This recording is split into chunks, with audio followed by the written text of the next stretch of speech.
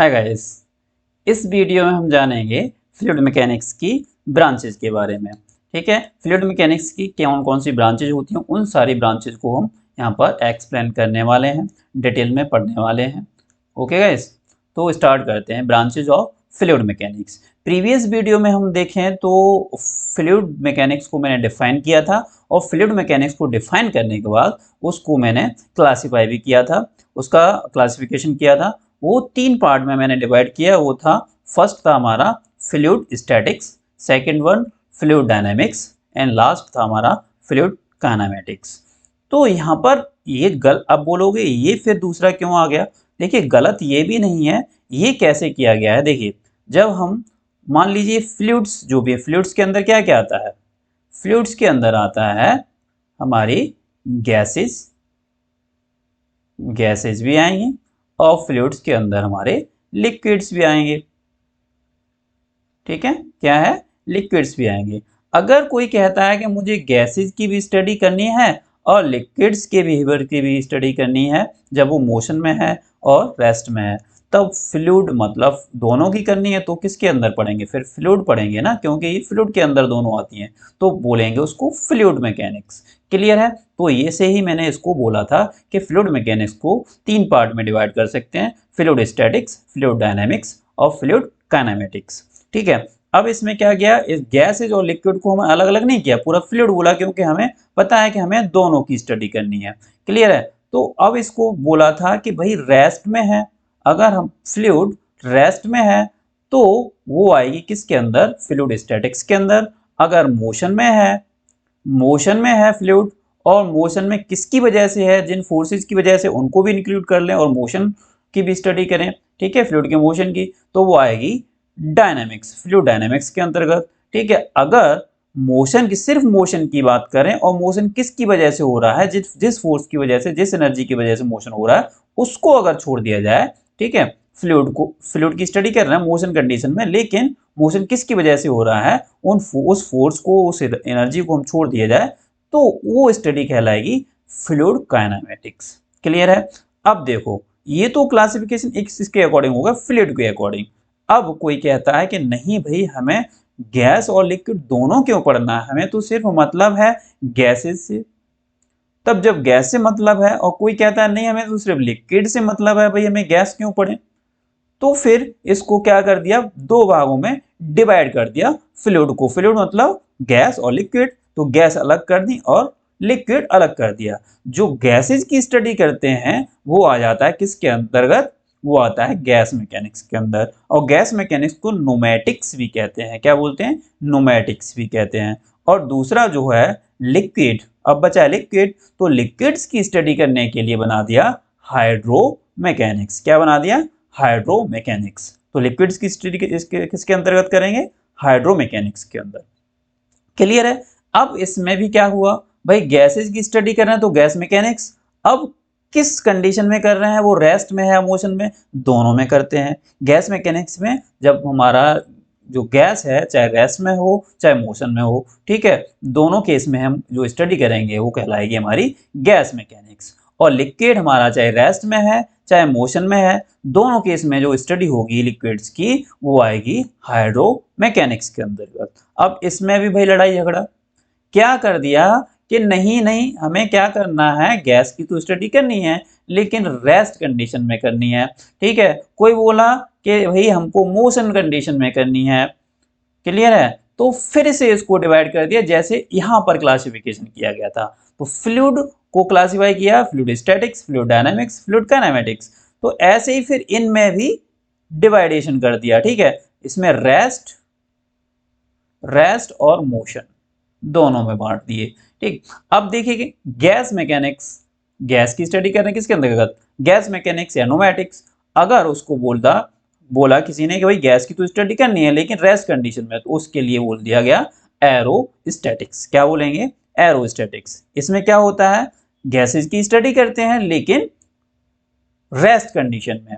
ठीक है, उनके बिहेवियर, गैसेज के बिहेवियर की स्टडी करेंगे किसके अंतर, किसमें? रेस्ट कंडीशन में। क्लियर है?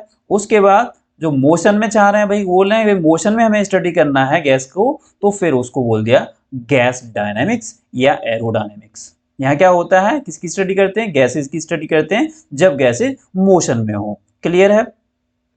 चलो ये तो हो गई गैसेज की बात। तो जहां एरो लगा है या गैस लगा है तो वहां पर गैसेज की बात होगी, और जहां हाइड्रो लगा है तो हाइड्रो जहां भी लगा दिखा इसका मतलब लिक्विड से, हाइड्रो का मतलब लिक्विड से है। क्लियर है। अब लिक्विड में कुछ भी हो सकता है, जितने भी लिक्विड्स हैं, गैस में भी कोई सी गैस हो सकती है। क्लियर है। तो हाइड्रो मैकेनिक्स में क्या था कि भाई रेस्ट में भी स्टडी करेंगे और मोशन में भी करेंगे। फिर उसमें भी क्या किया कि भैया नहीं, हमको क्या करना है, लिक्विड्स की स्टडी तो करनी है लेकिन हमें रेस्ट कंडीशन में करनी है। ठीक है। आपको अगर रेस्ट कंडीशन में स्टडी करनी है, लिक्विड्स के बिहेवियर की हमें रेस्ट कंडीशन में स्टडी करनी है, तो हमें किस क्या पढ़ना पड़ेगा, हाइड्रोस्टैटिक्स पढ़ना पड़ेगा। उसको किस में डाल दिया, हाइड्रोस्टैटिक्स में डाल दिया। ठीक है। स्टैटिक्स का मतलब है स्थिर। ठीक है। वो स्टैटिक है मतलब रुका हुआ है रेस्ट कंडीशन में। डायनामिक का मतलब हलचल, चलता फिरता है। ठीक है। मोशन से है। और काइनेमेटिक्स, काइनेमेटिक्स में क्या है, मोशन में तो है लेकिन मोशन में किसकी वजह से है, ठीक है, उसको स्टडी नहीं किया जाता है। तो हाइड्रो का मतलब लिक्विड, हर जगह लिक्विड। ठीक। अब लिक्विड, अब डायनामिक मतलब हाइड्रो, जो हाइड्रो मतलब लिक्विड जो मोशन में है, मोशन में है, तब किसके अंतर्गत आएगा, हाइड्रोडायनेमिक्स के अंतर्गत आएगा। और मोशन में किसकी वजह से है, जो फोर्स लगे हैं उन फोर्सेज को भी यहाँ पर स्टडी किया जाता है।